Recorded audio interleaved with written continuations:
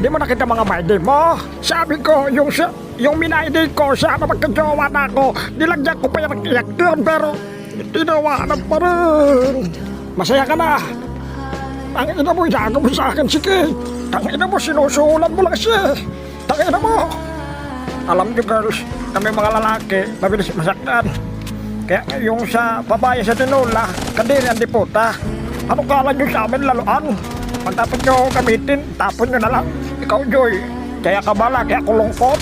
Alam nyo kasi girl, mukha lang kami matapang. Pero di nyo alam, tinatago lang namin ang sakit. Tampo kami, tampo din kayo. Galit kami, galit din kayo.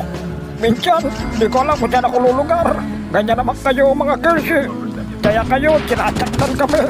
Mura na, marumi pa. Kaya dun sa nagnakaw sa manok ko, kita ka sa CCTV, nakangiti ka pa, huli ka Barabas. Sabi nila, ang pag-ibig daw ay parang labok. Di mo malalaman na sukat ng pandesal kapag di mo nilagyan ng palabok ang sandok. Minsan, nasa harap na natin, hindi lang natin mapansin kasi wala tayong hawak na asin. Sabi nga nila, kung sino daw ang unang nahulog, siya daw ang may utak na lubog. Kaya kung mapanood mo man to, Imelda, sana mapansin mo na ako, hindi kompleto ang Pasko ko kapag wala ka. Wala akong sitar ng Pasko.